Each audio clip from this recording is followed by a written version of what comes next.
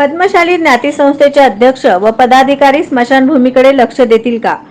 पद्मशाली ज्ञाती संस्थेच्या अंतर्गत असलेल्या स्मशानभूमीतील अस्वच्छतेबाबत तसेच त्या ठिकाणी ऋणम कट्टा अर्थात मुंडन करण्याच्या ठिकाणी नागरिकांच्या वतीने सोडण्यात आलेले जुने कपडे, केस, साहित्य, झाडाचा पालापाचोळा आदी वस्तू या परिसरात जागोजागी असल्याने ठेकेदार म्हणून काम घेतलेल्या न्हाव्याबाबत नागरिकांकडून नाराजी व्यक्त करण्यात येत आहे।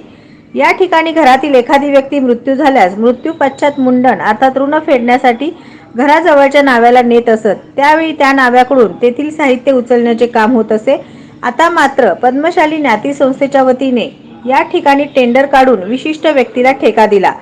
सध्या या ठिकाणी असलेल्या ठेकेदाराकडून कोणती स्वच्छता अथवा देखभाल दुरुस्ती होताना दिसत नसल्याने नागरिकातून ज्ञाती संस्थेच्या पदाधिकाऱ्याबाबत उलटसुलट बोलले जात आहे। ज्यांना ठेका दिला त्यांच्याकडून दिलेले काम पूर्णत्वास येत नसले तर अन्य व्यक्तीला द्यावे असा सूर या ठिकाणी ऐकावयास मिळतोय। या ठिकाणी अस्वच्छ परिसर पाहून अवधूत या गृहस्थाने जागोजागी पडलेले कपडे, साहित्य एकत्र गोळा केला। याबाबत समाजाच्या अध्यक्षांनी जातीने याबाबत लक्ष द्यावे अशी विनंती केली। दरम्यान या ठिकाणी आलेल्या नागरिकांसाठी सार्वजनिक शौचालय व प्रसाधनगृहे आहेत, पण सर्वत्र घाणीचे साम्राज्य पसरले असल्याने या सार्वजनिक शौचालय व प्रसाधनगृहाचा वापर होत नाही। उलट नागरिक मोकळ्या जागेचा वापर करत असल्याने गैरसोय होत आहे। याबाबत पद्मशाली ज्ञाती संस्थेचे अध्यक्ष व पदाधिकारी लक्ष देतील का, असा सवाल समाज बांधवांकडून व्यक्त करण्यात येत आहे। ये स्मशानभूमी आहे ना, पद्मशाली स्मशानभूमीमध्ये ते का म्हणते ते आम्ही टेंडर दिलेलं आहे म्हणते।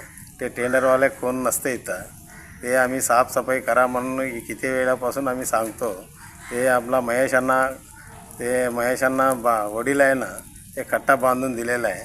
ते कट्टा बांधल्यावर ते कट्ट्यामध्ये आहे ना, आता तुम्ही फरशी गाठले, ते सगळं केले, त्याच्यामध्ये तुम्ही हे साफसफाई करणारं कोण नसते, ते त्याला बघणार नाही आहे। कोणाला तर कोण अजाम साफ करत नाही, त्यांना 500 रुपये दंड टाका तुम्ही पद्मशालीचा समाजाला, ते हे दंड टाका म्हणून सांगायचं। तिथं कोण बघायला तो कोण येत नाही, काय नाही।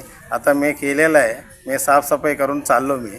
आता ते माझ्यासारखं करू दे सगळेजण, ते दुकानमध्ये कसं करताना इथं बी तसं करायचं। नवनवीन बातम्या पाहण्यासाठी SB न्यूज चॅनलला लाईक करा, शेअर करा, सबस्क्राईब करा।